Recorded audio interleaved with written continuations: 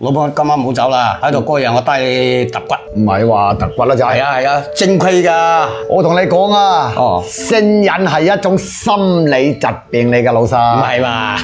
唔好過度沉迷，毀掉自己嘅人生㗎。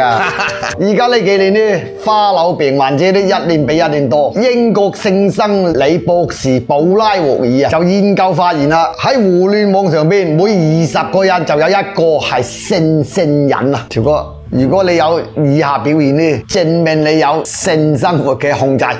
性癮嘅特徵就係打飛機啊，不停嘅瀏覽嗰啲嘅鹹濕網站啊，頻繁同某啲陌生人發生關係，即管你嘗試控制啊，但係總係失敗。佢會令到你感覺痛苦同埋失去健康嘅。你嘅潛意識呢就透視自卑同埋性恐啊，唔自信同埋各種災禍。你只能夠理解性癮，先至能夠擺脫控制。想改變人生，你哋喺評論區嗰度打出健康人生呢4個字啊！阿條哥啊，劍橋大學心理協會啊，研究發現童年嘅陰影同埋心理創傷會令到成年嘅人面臨係唔自信嘅，冇安全感、人格嘅障礙。我哋嘅潛意識呢會通過性行為嚟麻痹自己嗰啲創傷同埋負面嘅情緒啦。時間長咗就會導致性成癮啦。咁你講咁多，老婆你有咩橋呢嗱？嗱咁樣，今日呢我同你哋介紹3個潛意識嘅方法，可以救命㗎嘛你。第一個就係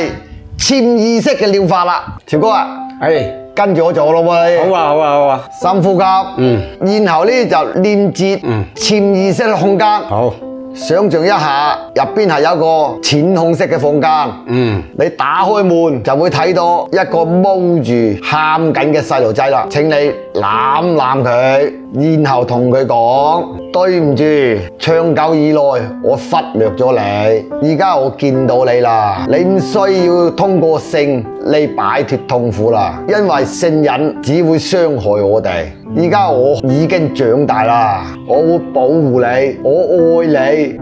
嗱，超哥，每次你想要嗰人呢，你就通過呢個方法，咁就會事半功倍啊。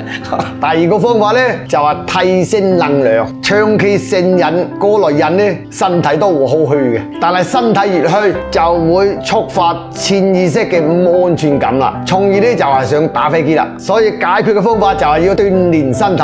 你可以打打乒乓波啦，打打籃球啊、羽毛球啦，或者行去健身房行去做運動，強度唔需要好高嘅，因為過度就會激發潛意識嘅逆反機制嘅。你堅持1個星期呢，你就會感覺身體能量呢就會勁好多啦，慾望都會減少好多嘅。第3個呢，就係叫做冥想內療法啦。其實性癮觸發第一原因係負面情緒，通過練習冥想你就可以擺脫㗎啦。負面情緒嘅控制。當你戒癮成功嗰陣呢，你成個人都會容光煥發嘅，潮哥，充滿自信，事業、人際關係同埋運程嘅都會得到好大嘅提升嘅。咁啊掂啊！有句說話，浪子回頭金不換啊！只要你勇敢邁出去，美好就喺前方噶啦。好，我真係想帶你去啲正規店噶，你唔好諗咁多嘢，老婆。即實。